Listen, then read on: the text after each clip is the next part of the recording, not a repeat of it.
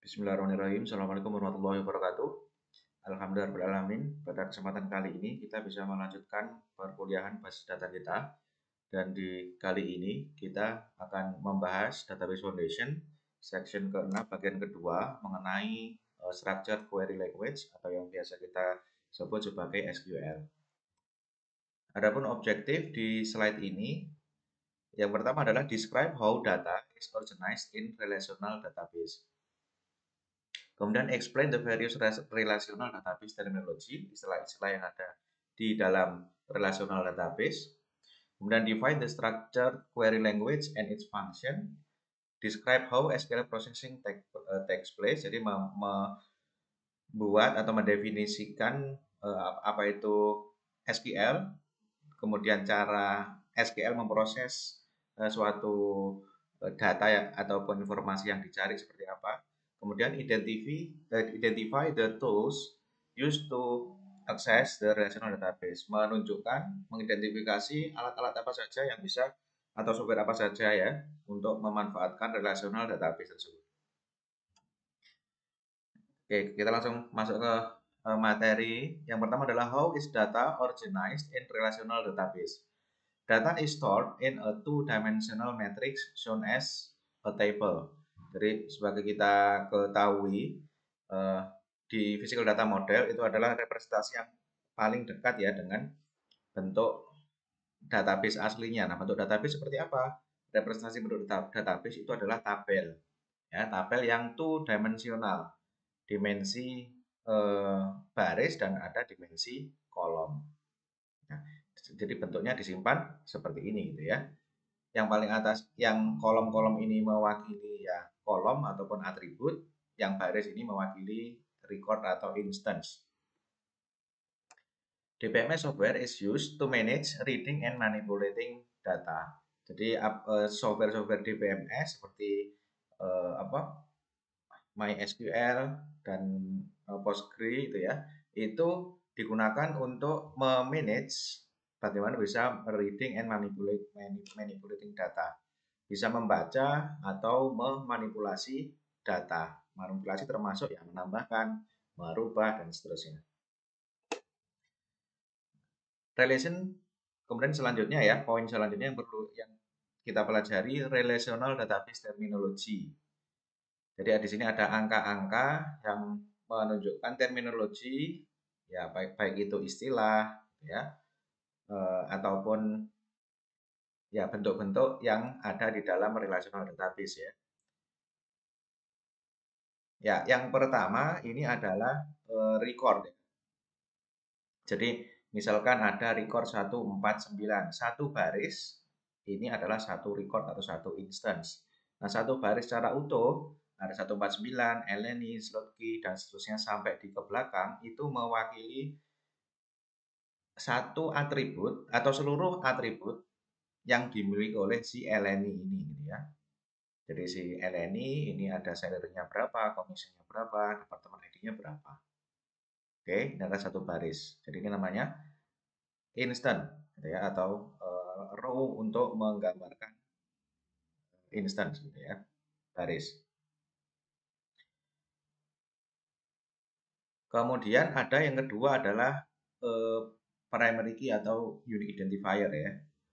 Jadi kolom yang dia ini sebagai UID atau primary key itu harus unik. Yang pertama, yang kedua adalah tidak boleh null ya.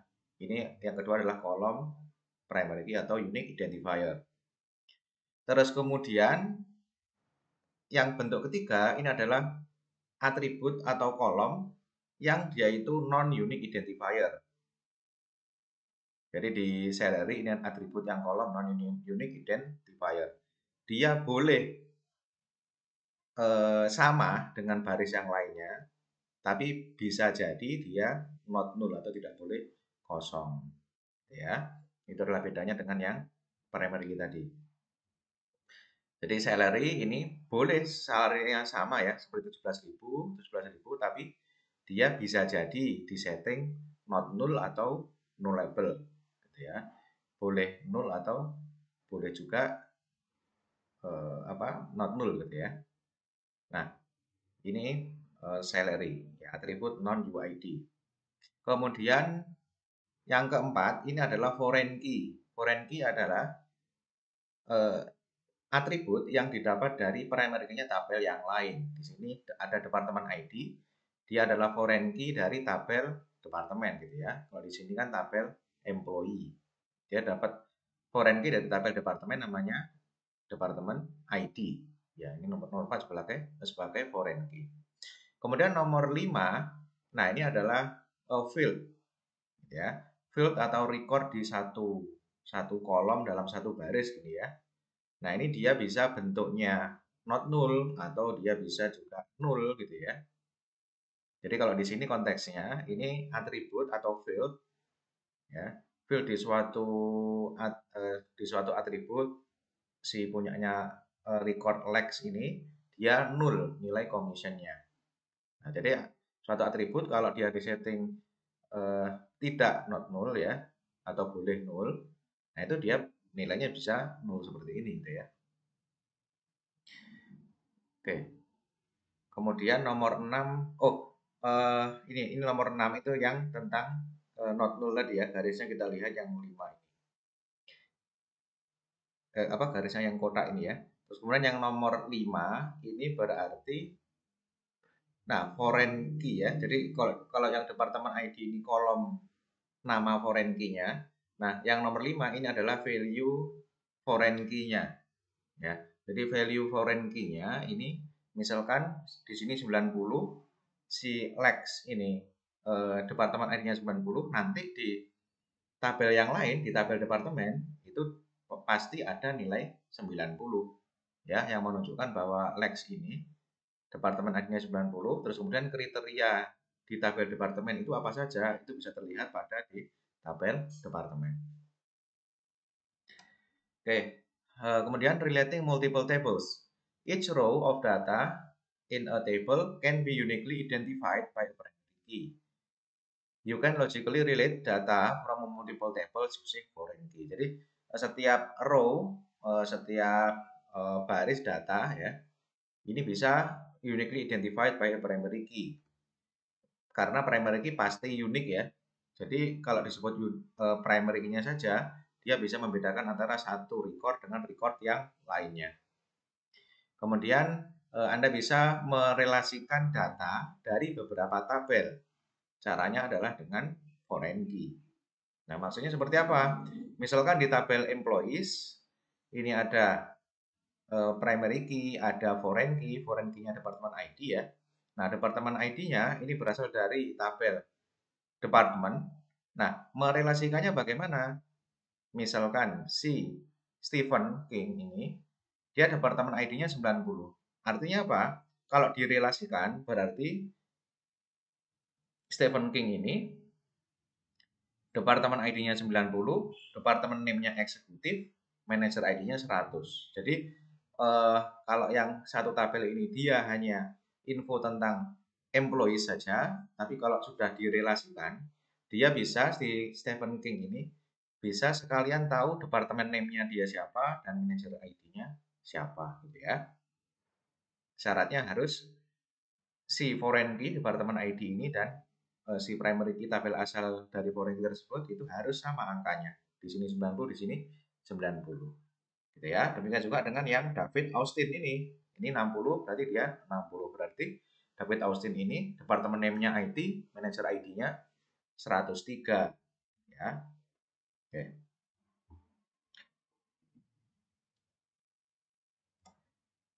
Kemudian, what is SQL? In a relational database, you do not specify the access route to the tables and you do not need to know how the data is arranged physically. Jadi Anda tidak perlu tahu bagaimana rute akses ke table-table atau ke data-data yang mentah gitu ya di database. To access the database, you execute a SQL statement. Jadi kalau mengakses database-nya, Anda tinggal pakai bahasanya atau query-nya gitu ya.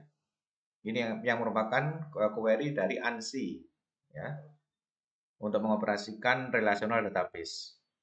Ya, SQL also compliant with ISO standard. Oke. Structured query language is the set-based declarative language used to access data in an Oracle database.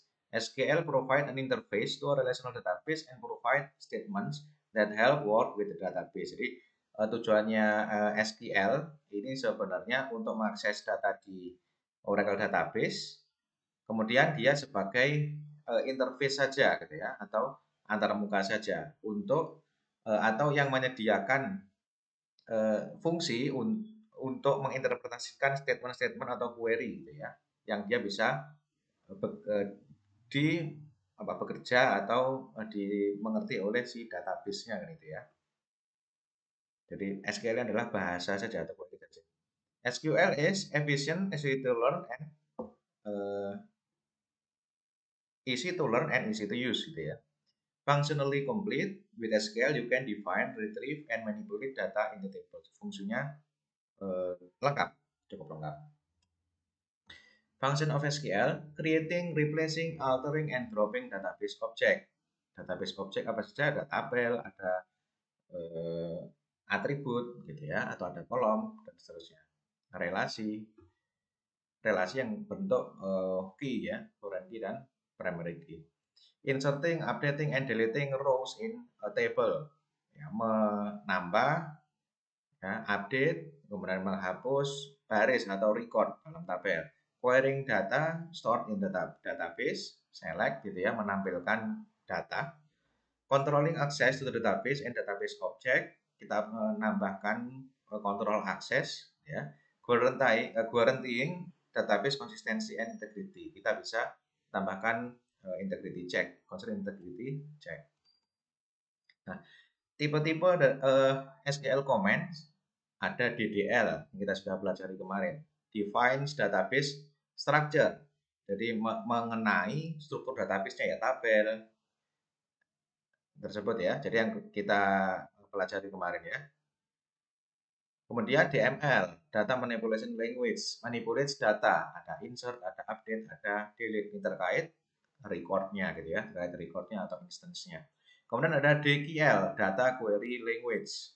Ini ada namanya syntax select, dan atribut-atributnya yang lain gitu ya. Ada banyak sekali nanti keyword-keyword yang bisa dimanfaatkan bersamaan dengan syntax select, sehingga hasilnya nanti akan semakin akurat atau semakin lengkap gitu ya, seleksi yang kita pakai. Kemudian DCL ada data control language, controls user access, control access. Kemudian TCL transactional control language, manage database transaction. Oke, kita akan melihat stage of SQL processing gitu ya. Nah, ini SQL processing ada fase-fase ya, ada fase parsing, ada optimization, ada source generation, dan baru di execution gitu ya. Nah, detailnya ya, parsing ini separating the pieces of SQL statement into data structure. Kemudian optimization, selecting the most efficient mean of SQL statement dari fase sebelumnya. Kemudian source generation, the raw source generation is software that receive the optimal execution plan from the optimizer and producer dari proses sebelumnya gitu ya. Kemudian baru di execution, the SQL engine execute each raw source in the tree produced by the raw source generation. Ya. Kemudian accessing data in the Oracle database server, ini mengenai tools-nya ya. Specialized tools installed on users' computers allow them to access data on the Oracle database server. These tools are called clients and are used to send SQL instruction to the server. Nah, three tools are dari alat-alat yang bisa dipakai untuk memanfaatkan Oracle database server. Itu yang pertama ada SQL Plus ya. Ada SQL Plus, termasuk juga kita install Oracle 11G ya, itu juga termasuk dia install SQL Plus ini. Jadi kalau Anda tanpa pakai Oracle maksudnya home-nya ya, home-nya 10G yang memang ada GUI-nya, Anda pakai di terminal saja sebenarnya juga bisa. Ya, yang penting bisa login SQL Plus itu Anda sebenarnya sudah bisa pakai skema-skema yang ada di dalamnya. Itu adalah bentuk yang pertama. Kemudian bentuk yang kedua adalah Oracle Application Express. Jadi Anda tinggal bisa di browsing nanti ya, Apex itu saja berarti Anda nanti bisa memanfaatkan Oracle Apex tersebut. Itu saja kalau punya akun ya, akun Apex-nya. Kemudian ada Oracle SQL Developer ya. Serupa dengan kalau kemarin kan desainer ya, ada database designer, ini ada tools SQL Developer. Nah, ini in this class we will be using Oracle Application Express. Nah, jadi di kelas ini ya konteksnya adalah menggunakan application Express. Ya, di sini case skenario. Need to extract data. Sound by now you should understand the need to use SQL. Jadi fakulti menginginkan bagaimana sih contohnya penggunaan SQL itu gitu ya. Bagaimana?